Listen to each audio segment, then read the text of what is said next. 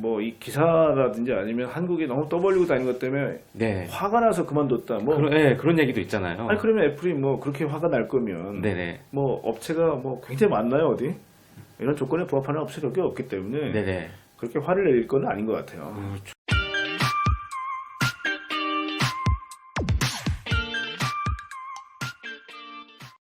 네, 안녕하세요. 주토피아입니다.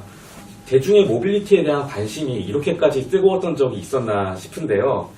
오늘 좀 모신 분은 이미 좀 알아보신 구독자분도 계실 텐데 한번 간단하게 제가 한번 소개 한번 해드리겠습니다. 그래서 1999년 대우증권을 시작으로 IBK 투자증권과 하이투자증권을 거쳐서 오랜 기간 자동차 애널리스트로 활약하신 분입니다. 또 관련 경험을 바탕으로 또 심도 깊은 저술 활동가 보고서, 강연 등으로 좀 개인 투자자들 사이에서 좀 인기가 높은데요. 고태봉 하이투자증권 리서치 센터장님 모시고 오늘 간단한 좀 관련하는 얘기를 좀 들어보겠습니다.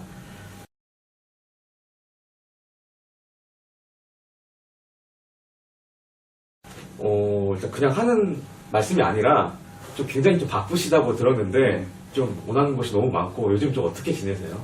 일단 저는 이광수 기자님과 워낙 친하기 때문에 나왔다는 말씀 먼저 드리고 감사합니다. 정말 유튜브를 찍는 분들이 많으신 것 같아요. 그리고 공영구 방송도 이제 유튜브를 많이 하다 보니까 정말 뭐 다 참석을 못하게 되더라고요. 그리고 최근에 뭐 저희는 뭐 기본적인 루틴한 업무가 애널리스트들은 뭐 분석도 있고 또 저 같은 경우는 이제 센터내니까 관리 업무도 있고 거기다가 또 이제 회사들이 되게 중차대한 변화의 시기이기 때문에 특히 오랜 기간 동안 알았던 기업들이 많은 좀 이렇게 얘기를 좀 해달라. 우리 회사가 어떤 식으로 변화해야 되는지 뭐 대기업뿐만 아니라 중소기업 최근에 뭐 지방에 있는 자동차 부품 회사들도 많이 좀 찾고 계셔가지고 사실 그게 저희가 메인이지 않습니까? 근데 그쪽에서 또 많은 이제 실정의 필드의 목소리를 들어야 지금 이런 어려움이 있구나. 또 어제 같은 경우는 기획재정부에서 앞으로 이런 기업들을 어떻게 변화시키는데 국가가 도움을 줄 수 있겠냐 회의가 있었어요. 그래서 하루에도 일정이 한 6개, 7개 정도 되니까 정말 틈내서 또 이 방송 나오겠죠. 그래서 이 내용이 좀 충실하지 못하더라도 아마 많은 분들이 또 이제 댓글로 너 여기저기 나와서 뭐 그런 비난도 많이 하시는 분도 있어요. 근데 하여튼 저희 뭐 주 업무하고 또 이렇게 방송하고 조금 이제 뭐 그런 부분이 있다는 건 좀 이해해 주셨으면 좋겠어요. 하여튼 뭐 이렇게 초대해 주셔서 우리 주식으로 유토피아를 한번 가보도록 하겠습니다. 네, 감사합니다. 혹시 너무 이제 많은 활약하고 계신데 혹시 길에 가다가 좀 알아보시는 분도 계시나요? 저 사인해달라는 분 몇 분 됐어요. 진짜요? 그리고 뭐 공무원분들이 예전에 또 이렇게 되게 좀 이렇게 드라이하고 좀 딱딱하셨잖아요. 네네. 세종시에 이제 뭐 정부 일 때문에 몇 번 간 적이 있는데 그 앞에 정부 청사 앞에서 있는데 갑자기 공무원분들이 사인해달라고 그러셔가지고 그러니까 세종시에서 알아보시는 분들이 제법 많으시더라고요. 그런 것들 좀 보람이 있었어요. 그리고 나라님들이신데. 네네. 이렇게 거의 이제 공인이 되신 센터장님 모시고 방송 진행해 보겠습니다. 그래서 또 최근에는 책을 출판을 하셨어요. 그래서 테크노믹스 시대의 부의 지도 이렇게 좀 출판을 하셨는데 좀 앞으로 나눌 얘기와 좀 연관이 될 것 같아서 간략하게 좀 여쭤보겠습니다. 그래서 테크노믹스가 간단하게 어떤 건지 좀 설명 부탁드리겠습니다. 제가 이제 애널리스트를 하다가 그 센터장이 되고 나서부터는 뭐 센터장이 자기 섹터를 커버하는 분은 또 그렇게 많지 않으시잖아요. 그래서 저도 이제 업무 자체가 총괄해서 크게 보는데 보통 이제 이 증권사 리서치는 투자 전략이나 경제를 하시는 이제 탑다운 어프로치를 하시는 분들이 계시고요. 저처럼 한 20여 년 동안 필드에서 산업을 본 사람들이 바텀업을 하죠.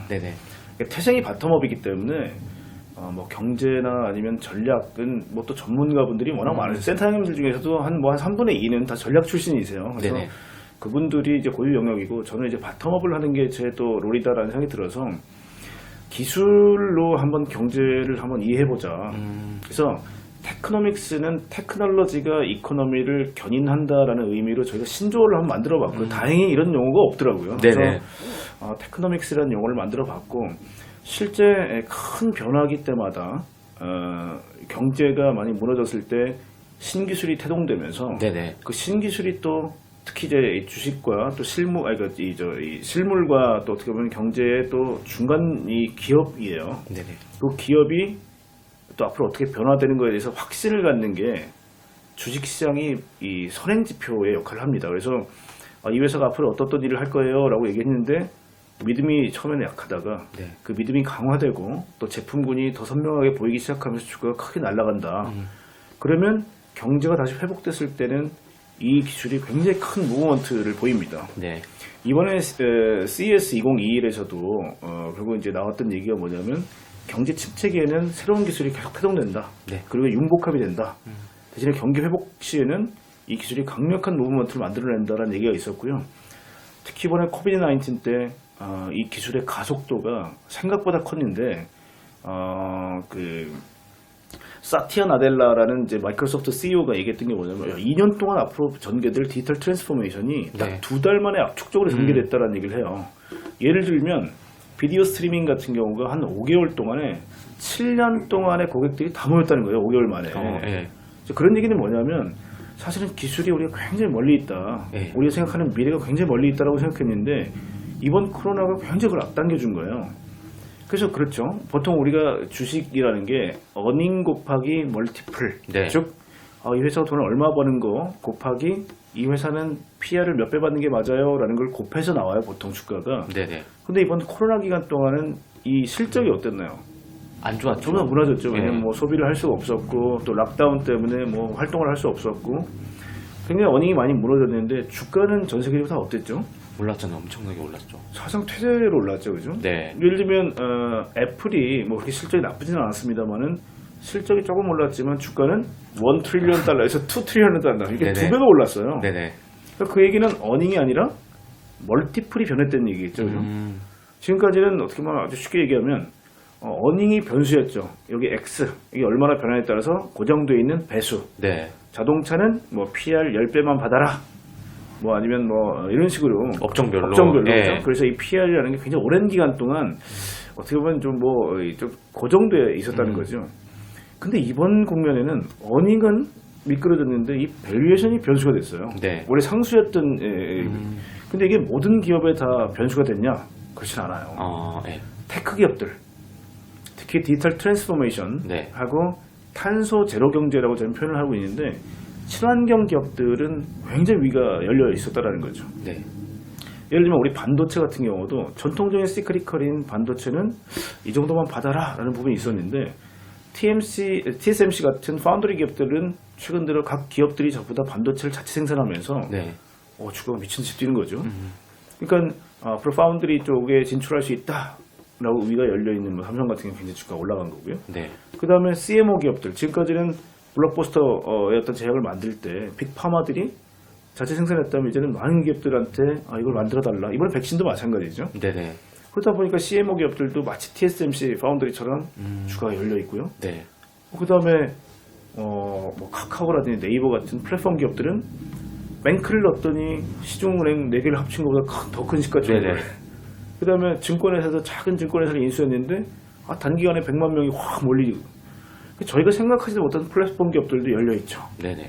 그러니까 기술 기업들, 특히 자동차도 이 전통적인 자동차 기업 되겠어 이랬는데 갑자기 모빌리티, 네. 로보틱스, 어번 에어모빌리티라는 신개념들이 붙으면서 위가 확 열려버리는.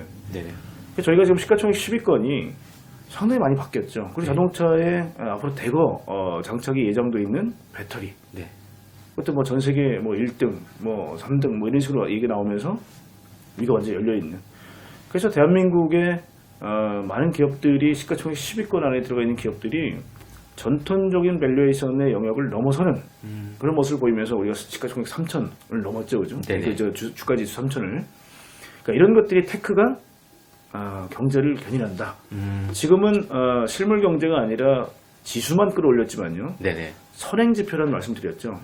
결국 이 주식시장의 이 큰 변화는 앞으로 실물이 개선됐을 때 어떻게 보면 그게 거울이다. 네. 이렇게 볼 수가 있겠죠. 그래서 테크노믹스는 기술이 경제를 견인한다. 뭐 이런 뜻의 뭐 책이라고 보시면 될 것 같습니다. 네. 말씀하신 것처럼 최근엔 진짜 그 기술 기업들이 이제 경제를 견인하는 모습들을 많이 보여주고 있는데요. 네, 앞으로 좀 더 자세하게 얘기 나눠보겠습니다.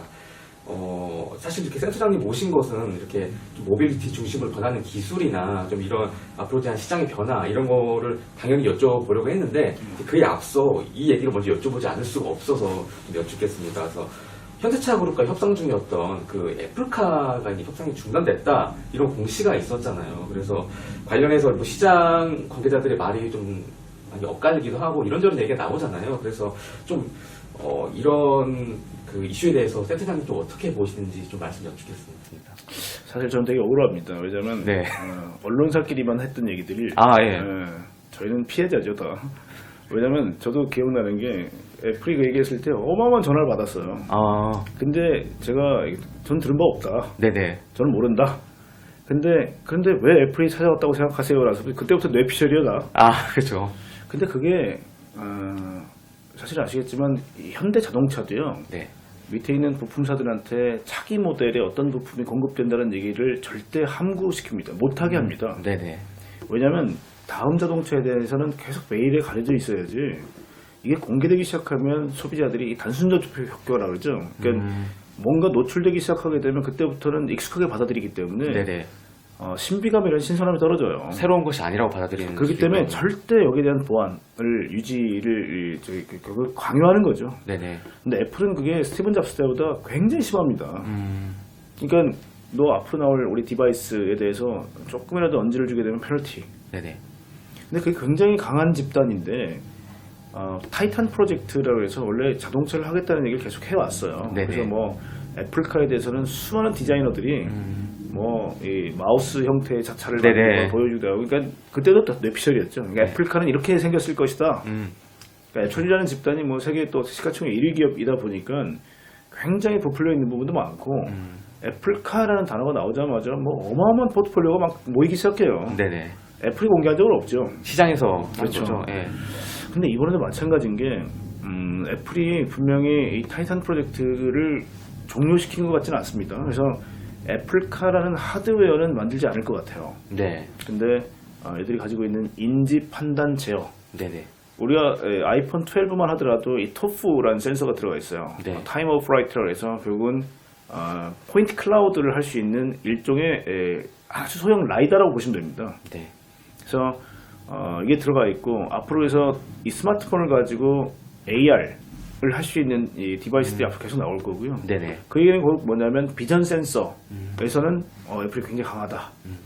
물론 이제 여기 있는 공급하는 부품 업체가 다 한국이라든지 네네. 뭐 이렇게 되겠습니다만은, 그다음에 판단, 이거는 빅데이터를 근거로 결국은 AI를 네네. 통해서 딥러닝을 하면서 도로에 대한 이해, 결국은 이제 앞으로 명령을 내려서 하드웨어인 자동차가 어떻게 움직일지에 대한 명령, 이게 판단의 부분이에요. 예를 들어 브레이크 잡아라, 아니면 조향 15도 각도만큼 조향해라, 네네.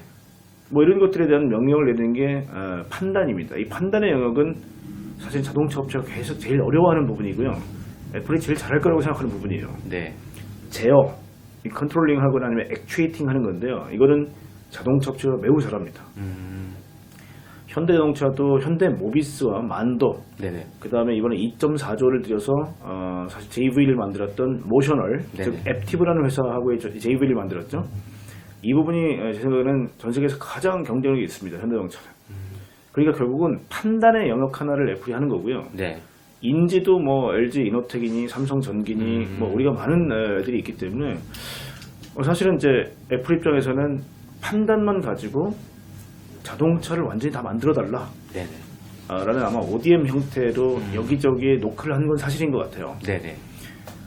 근데 저희가 이 애플이 여기 왔다라는 것도 사실 이제 뭐 매체에서 제일 먼저 얘기를 하셨고, 네네.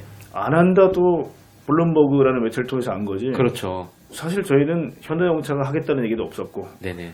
애플이 그렇다고 현대차가 하겠다는 얘기도 없고, 전부 다 언론에서 왔다 갔다 하는 얘기거든요. 그렇죠. 그러니까 저희는 합리적 추론을 할 뿐입니다. 그래서 아마 어떤 분들은 언론에 나왔을 때 거두절미 다 자르고, 저는 그래서 얘기했던 게 뭐냐면, 언론사도 국익이 더 우선이라면 네네. 아무리 특정이고 독점 기사를 하더라도 이건 좀 참아주셔야 되는 거 아니라는 말씀을 좀 다 드렸어요. 네네. 모든 기자분들은 다 동일한 말씀을 드렸습니다. 그런데도 사실 기사는 다 잘리고 굉장히 가능성 짙은 것처럼만 나왔기 때문에 아마 보시는 분들이 많이 어려우셨을 것 같아요. 근데 하나 확실한 거는 애플이 한 24년에 25년경 차를 내놓겠다라는 얘기는 로보택시가 세상에 나오기 시작하는 때예요. 로보택시요? 그렇죠. 네. 자율주행 뭐 레벨 4단계, 차들이 돌아다니면서 실제 이제 돈을 벌을 수 있는 시기가 됐을 때 애플이 뛰어들겠다는 거기 때문에 전기차라든지 기존 자동차에 대한 욕심보다는 네네. 결국은 자율주행 시스템이 앞으로 전성이 깔려서 뭔가 스테디한 캐시플로우가 창출될 때 그때 애플의 시스템을 결국 깔겠다는 거거든요. 네네. 그래서 애플은 근데 이제 특징이 소프트웨어라든지 아니면 알고리즘만 하는 회사는 아니에요. 네네. 온라인 회사도 아니고요. 지금까지 오프라인 영역에 디바이스를 만들어 왔단 말이죠, 얘들은. 그래서 가장 완성도가 높은 자동차를 결국은 이 모체로 여기에 애플의 앞선 시스템을 깔지 않겠느냐라고 생각되는 거고요. 디자인에 대해서는 뭐 애플은 타협이 없었기 때문에 네네. 상당히 완성도 있는 모델. 그리고 테슬라가 처음 겪었던 시행착오. 네네. 왜냐면 제조에 관련된 예를 들어 바이메탈, 이종 이 금속을 접합할 때 굉장히 문제가 있었고요.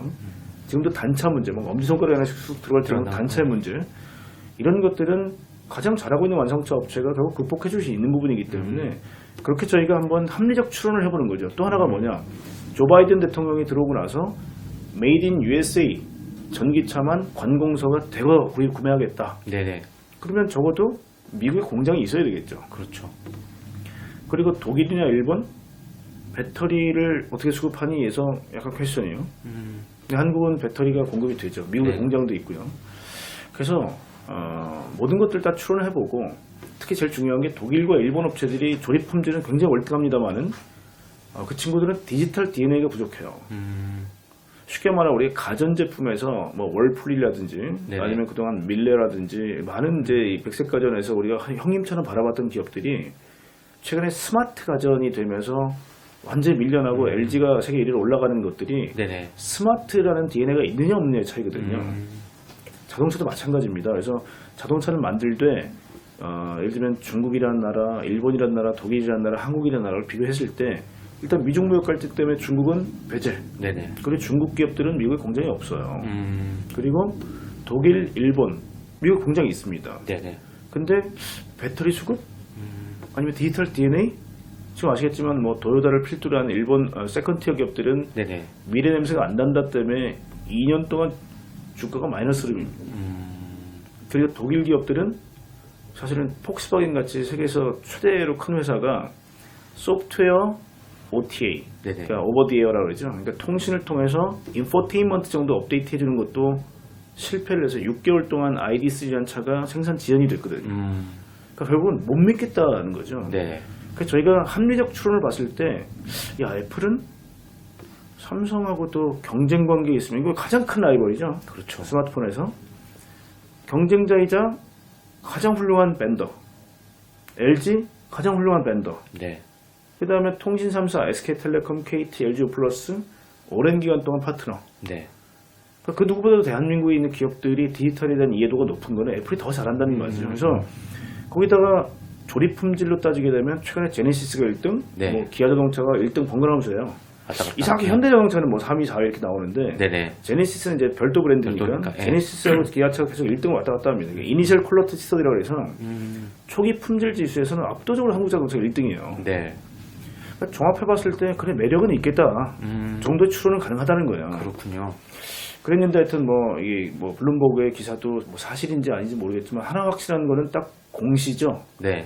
현대차, 기아차, 모비스 3사가 저희는 애플과 협상 중단했다라는 네네. 부분은 일단은 당분간은 수면 밑으로 가라앉았을 거예요. 가라앉을 거예요. 그리고 할지 안 할지 지금도 모르겠습니다.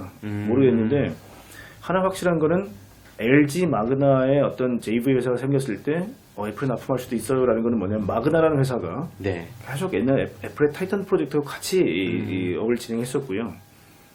그 다음에 또 왜 현대 기아 이 가능성이 언급됐을까? 자꾸 애플이 한국에 머물러 있다는 생각을 갖게 하는 부분들이 많죠. 거기서 저희가 추론을 해볼 수 있는 거는 글로벌리 봤을 때 이 한국의 기술이라는 게 애플이 봐도 상당히 매력적이구나라는 걸 우리가 확실히 이번에 깨달았다는 거예요. 네. 그리고 애플의 어떤 이 소식이 들리기 전에 주가 흐름이 어땠을까요? 계속 올라가다가 사실 각도를 좀 더 바르게 왔죠. 예.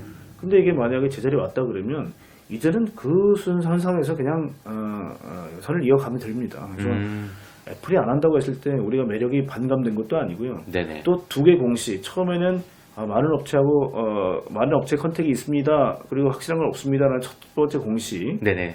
그냥 두 번째 공시는 우리 안 합니다. 우리 안 하지 않는다. 그 예. 위에 똑같은 내용은 뭐였죠? 많은 업체하고 네. 협상하고 있다는 예. 변하지 않았죠. 네네.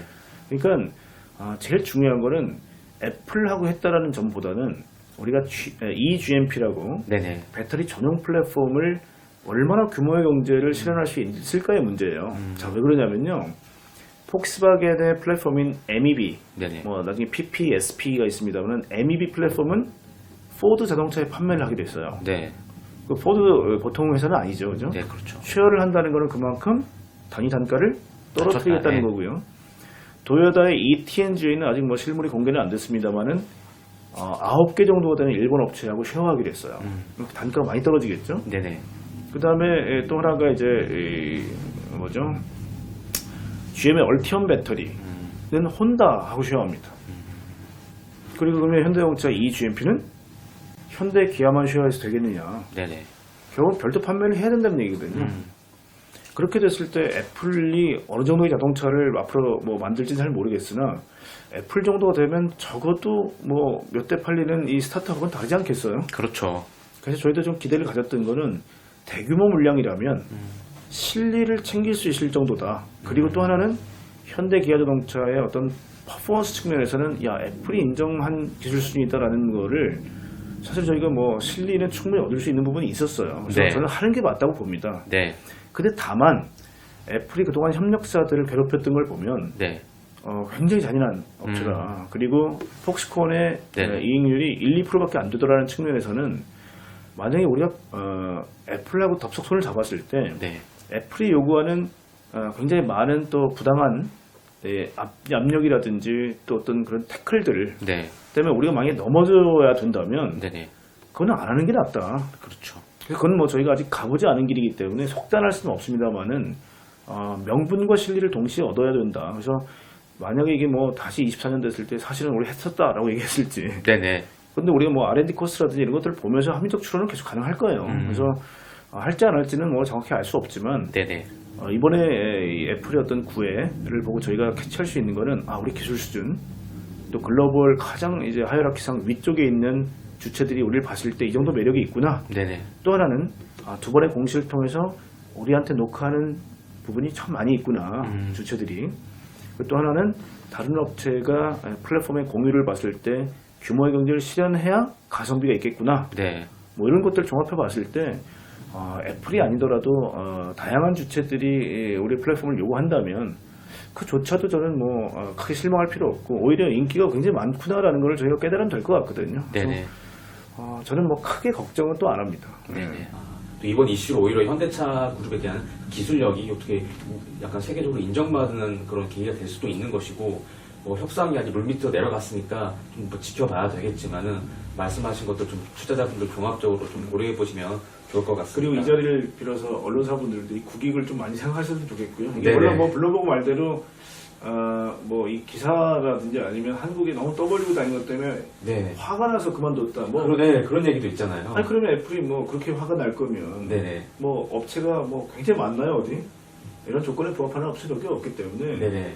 그렇게 화를 내릴 건 아닌 것 같아요. 그렇죠. 그러니까 뭐 저희가 뭐 그 애플 할때 질질 끌려갈 필요도 없는 거고요. 뭐 하지 말라 그래 정도의 당당함도 필요한 것 같습니다. 네. 그렇군요. 그래서 안 그래도 그 공시 이후에 막 찌라시 같은 게 있었잖아요. 애플 맨날 화만 낸다고. 그렇군요. 그러면 애국심을 좀 떠나서 현대차가 이제 가진 경쟁력만으로도 이 빅테크 기업과 충분히 좀 빅테크 기업과 협업할 수 있는 충분히 경쟁력 있는 파트너라고 이제 평가를 받는 그런 이슈가 됐다. 좀 이런 말씀이신 거죠? 지금? 그러니까 이렇게 보면 될 것 같아요. 제가 한 5년 전부터 아마 신문 기고를 하면 계속 똑같은 얘기를 해서 네. 밑에 댓글을 보니까 저 친구 또 그 얘기야 이럴 정도로 저는 똑같은 얘기를 계속 반복하는 게 뭐냐면요. 네네. 한국형 어벤져스라는 얘기를 저는 많이 해요. 네네. 왜냐하면 아까 제가 스마트 가전 잠깐 말씀을 드렸죠. 네네. LG가 MC 사업부를 접었지만 네. 스마트폰 잘 안 팔렸지만 뭐 스마트폰을 만들었기 때문에 통신용 AP에 대한 이해가 있었을 거고요. 그 다음에 통신이 어떻게 돌아가고 우리 앱을 통해서 어떻게 조작하고에 대한 왜냐면 뭐 스마트폰을 만들었기 때문에 네네. 거기서 A부터 Z까지 다 경험을 해봤기 때문에 냉장고에 스마트 기능을 넣을 수 있는 거고요. 세탁기를 넣을 수 있는 거고요. 그래서 결국 우리가 생활가전, 백색가전이라는 게 걔들이 100년 전통의 가전업체들 아니면 뭐 에디슨이 만든 GE 같은 네네. 회사도 굉장히 저거도 강했단 말이에요. 100세가 전에. 근데 갑자기 왜 일순간 걔들이 눈에 보이지 않게 됐을까? 네. 소비자들은 굉장히 스마트한 걸 요구한 거거든요. 마찬가지로 자동차도 앞으로는 스마트화가 되는데요. 스마트화를 조금 풀어서 말씀을 드리자면 아날로그에서 우리 신호를 얻습니다. 네네. 이기재미의 전화 운전을 할 때 보면 우리 육안으로 네. 이 가시광선을 가지고 이 육안으로 보이는 것들이 우리는 아날로그 신호를 받아들여요. 눈으로. 네. 그리고 머릿속으로 저기 사물이 있으니 서야 되겠다라는 판단을 즉흥적으로 하죠. 우리는. 네네. 근데 이 아날로그 신호는 보통 자연계에 있는 자연적인 파형입니다. 이런. 근데 이거를 모사를 한 게 디지털이에요. 네. 0과 1로 아주 촘촘하게 이 파형을 그대로 딴 게 네네. 디지털입니다. 디지털, 예. 이걸 보통 우리가 디지타이제이션이라고 얘기해요. 네. 0과 1의 이진수로 바꾸는 거죠, 이 작업을. 그렇게 바꾼 0과 1의 디지털을 디지털라이저를 통해서 제품화한 겁니다. 네. 예를 들면 우리가 LP판, 카세트 테이프는 자성에 의한 어떤 물리적 영역이었죠. 근데 그거를 0과 1로 치환을 하는데 성공을 했고, 그걸 만든 게 MP3 같은 파일이었고, 그걸 네네. 저장 매체를 CD 플레이어로 할 거냐, DVD로 할 거냐, 네네. 아니면 뭐 MP3에다 저장할 거냐, USB에 담을 거냐는 사실 그 다음 문제였고요. 네네. 근데 결국 거기까지가 이제 그리고 뭐 카메라도 디지털 카메라가 등장했죠. 이게 다 네. 디지털라이제이션이었죠. 근데 여기에 이제는 쭉 쓰다 보니까 메모리 용량도 늘어나고 이제는 반도체도 똑똑해지기 시작하고 이제 머신러닝이라는 게 생기기 시작하고 하다 보니까 여기서 얻어지는 정형 데이터, 비정형 데이터라는 게 쏟아지는 거예요. 네. 지금까지 다 버렸죠 이거를. 아무 의미 없이 버렸습니다. 그냥 데이터들 다 사용 가치가 있는지 몰랐는데. 몰랐죠. 물론 이제 이 중에 한 95% 정도는 다크 데이터라고 해서 쓸모없는 데이터인데요. 네. 쓸모있는 5%의 데이터를 모으기 위해서는 우리가 사금 채취도 그렇잖아요. 네. 막 모아서 그 중에 아주 금을 모으듯이. 그렇게 보시게 되면 데이터를 그렇게 해야 5%의 퓨어한 데이터가 나오고 그 5%가 인류가 지금까지 생각지도 못했던 것들이 들어가 있는 거예요 안에. 네. 그거를 활용하는 게 디지털 트랜스포메이션입니다. 그래서 이 디지털 트랜스포메이션이 되면 인지, 판단, 제어가 가능해져요. 그 빅데이터를 기반으로 하는 거죠. 그래서 이게 스마트화가 되는 겁니다. 이 스마트는 아주 쉽게 치환을 하면 무인화하고도 그냥 동일하다고 보시면 돼요. 자, 그러면 로봇은 스마트 머신, 네. 자율주행차는 스마트 카. 스마트 카. 예. 그렇죠. 그래서 스마트라는 부분은 인지 판단이죠. 스스로 이 기계 하드웨어가 생각할 수 있고 판단할 수 있고 명령할 수 있다는 얘기거든요. 네네. 그래서 이게 지금 자동차의 큰 변화예요. 그래서 이제 현대자동차 그런 스멜이 나느냐? 네네. 다른 기업들이 봤을 때 네. 굉장히 기술적인 어떤 냄새가 나느냐? 우리 주변에 이웃들이 너무 좋은 이웃들이 많아요. 자, 예를 들면 이런 거죠. 지금 테슬라, 네네. 뭐 이런 쪽은 제가 생각한 어벤져스로 따지면 외계 생명체입니다. 외계 생명체가 지구로 들어왔어요. 네. 사이가 지금까지 안 좋았던 누구죠? 우리 저 캡틴 아메리카하고 아이언맨의 사이가 안 좋잖아요 원래. 아메리카랑 아이언맨, 그렇죠. 사이 안 좋죠. 예, 안 좋죠. 그러니까 그 뭐였죠? 뭐 우리가 한번 싸우는 거 싸웠죠. 예, 싸운 영화도 있었잖아요. 근데 그게 외계 생명체가 오니까 어떻게 해요? 규합해야죠. 네네. 마찬가지입니다. 아. 지금 우리가 한 번도 겪어보지 못한 자동차 쪽에서는 사실은 우리 경쟁자들이 뻔해요. GM, 도요타, 네네. 폭스바겐. 그래서 결국은 야 쟤들 내년에 뭐 만든대? 네네. 야 뭐 만든대? 야 그럼 우리 이 정도 만들어. 뭐 이렇게 사실은 같이 이런 부분이 있었단 말이죠. 네. 근데 테슬라는 인정사정이 없어요. 원래 여기서 이 플레이어가 아니거든요. 갑자기 새로 왔던 외계인처럼. 그다음에 갑자기 커넥티비티, V2X, 그다음에 이 포타, 네. 펌웨어로 펌웨어 어떻게 해요? 이게 무슨 얘기냐면 윈도우 버전이 뭐 옛날 윈도우 뭐 저 2000 뭐 2002 뭐 이렇게 올라왔듯이 업데이트가 되는데 이 소프트웨어가 하드웨어를 코디네이팅합니다. 지금까지는 자동차를 그렇게 못 만들었단 말이에요. 그러니까 쉽게 말하면 하나의 중앙에 ECU나 CPU가 있어서 얘들이 브레이크도 조정하고요.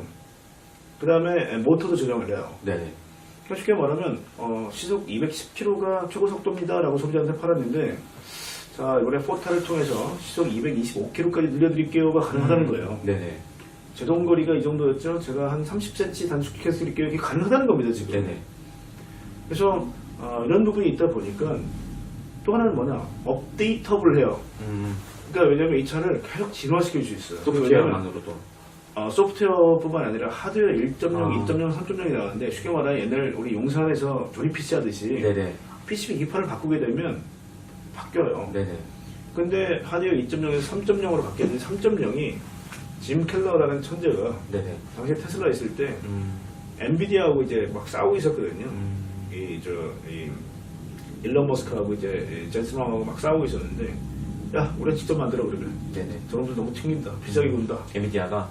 그러니까 그냥 직접 만들. 그래서 하드웨어 3.0이 나왔는데 2.0 대비해서 21배 그냥 이 컴퓨팅 파워가 높아졌어요. 네네. 근데 이제 그거를 슬롯을 바꿔 낄 수 있다는 거예요. 근데 또 예고가 됐죠. 곧 4.0이 나옵니다. 네. TSMC 7나노 공정으로 앞으로 TSMC가 만들 거예요. 네네. 한 3배 정도 기능이 향상됩니다.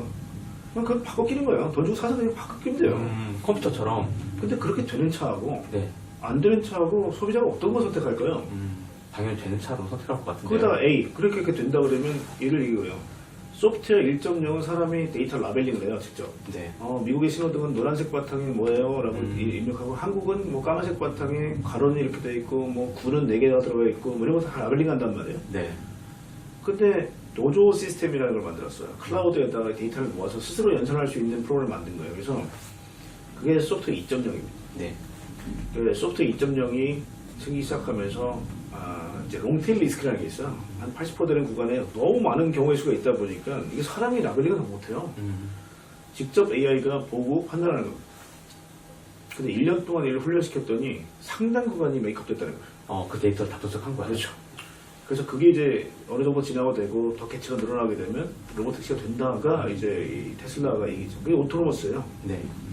그래서 소프트웨어 2.0은 일단 AI가 이제 직접 연산을 하는 거니까 네. 소프트웨어 2.0 버전 플러스 네. 하드웨어 4.0이 되게 되면 또 한 번 퀀텀 점프하겠죠. 그리고 최근에 삼성하고 원활한 공정으로 또 한 번 하겠다고 테슬라 아마 신문이 났을 겁니다. 네. 그 얘기가 뭐냐, 테슬라는 계속 그 앞 단계를 보고 있는 거예요. 다음 단계를. 다음 단계는. 그래서 업데이트 가능하다. 그 다음에 S, Shared and Service. 네. 공유경제. 코로나 지나니까 우버 안 되던데요? 네. 리프트 안 되던데요? 디디 추진이 힘들던데요? 그럼 나아지고 나면 어떨 거야?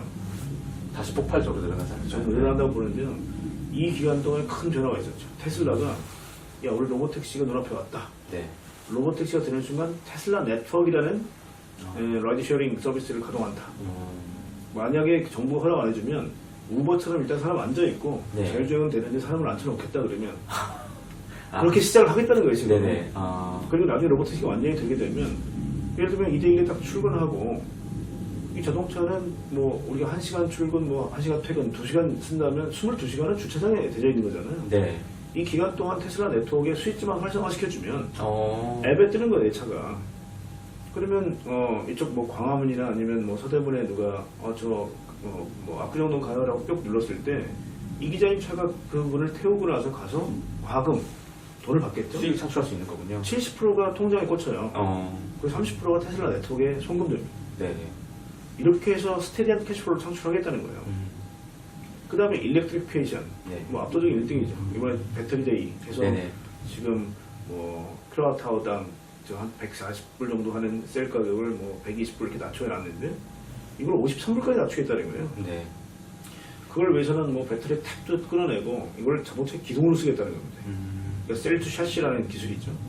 훨씬 가볍고 그러니까 자동차의 구조물을 일부러 만들겠다는 게 배터리를. 네. 그 정도까지 그 단계를 낮추겠다는 거니까 전기차 쪽에서도 가장 앞서 있죠. 그래서 자동차에서 말하는 CASE 보통 우리가 케이스라고 얘기하죠. 네. 이 케이스를 동시다발적으로 지금 생산해서 판매하고 있는 차가 구현이 가능하다는 겁니다. 네. 왜냐하면 업데이트가 가능하니까. 네.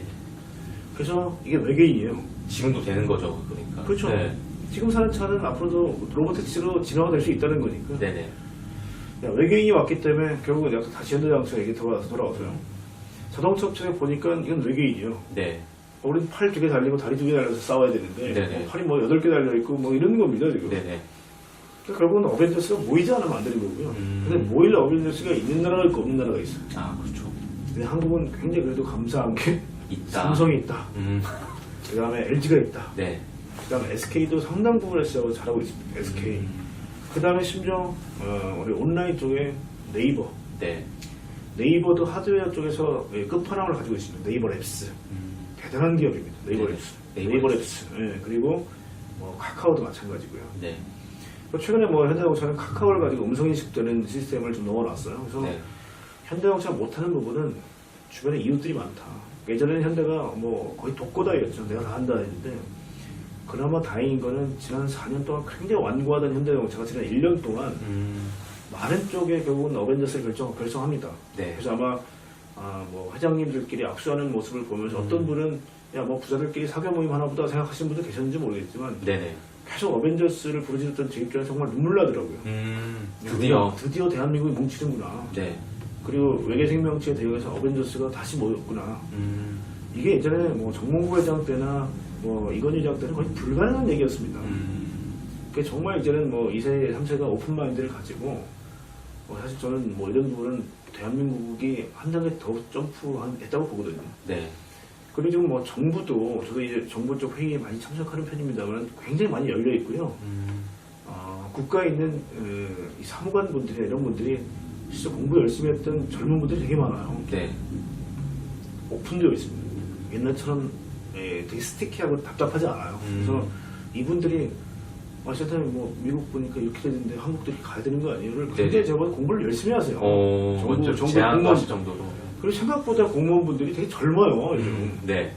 그래서 그렇게 봤을 때는 대한민국 정부, 뭐 기업, 뭐 제가 너무 긍정적인 얘기만 드리는 것 같습니다만은 그래도 예전에는 너무 답답한 부분이 많았거든요. 근데 지금은 말이 좀 통한다는 측면에서는 그래서 다행이다. 그리고 뭔가 액션을 해요 지금. 네. 여기서는 좀 긍정적인 면을 많이 찾아보려고 그러고요. 네. 이렇게 못하는 나라가 할 수 있는 나라보다 훨씬 더 많다는 점은 팩트입니다. 특히 일본 같은 경우는 전통에 대한 수고 때문에 네. 못 변해요. 그리고 또 열려있지 않습니다 지금. 독일도 자신이 없으니까 인더스트리얼 4.0도 어떻게 보면 기술에 의지해서 자기들이 어떤 빅데이터를 모으고 싶어하는 생각이 뭐냐면요. 한국처럼 디지털 쪽에 열려있지 않아요 독일이. 네. 계속 아직도 조립 품질과 어떤 장인 정신 이런 것들이 많이 강조가 되어 있기 때문에 한국은 참 이런 것들이 굉장히 밸런스가 맞다. 그래서 힘만 합친다 그러면 물론 우리가 실리콘밸리라든지 특히 중국 정부가 굉장히 많은 돈을 투자해서 드라이브를 거는 중국보다는 조금 우리가 약하겠지만 이 얼라이언스가 그들의 어떤 자금력과 또 인재의 어떤 집중 현상 이런 것들하고 대응할 수 있는 힘이 아닌가 뭐 이런 생각을 해요. 네, 알겠습니다. 그렇게 좀 시너지가 날 수 있는 그런 앞으로의 산업 그 상황을 한번 기대해 보겠습니다. 네, 이제 드려야 될 말씀이 많으니까 애플카, 현대차에 대한 이슈는 이 정도로 마무리를 하고요.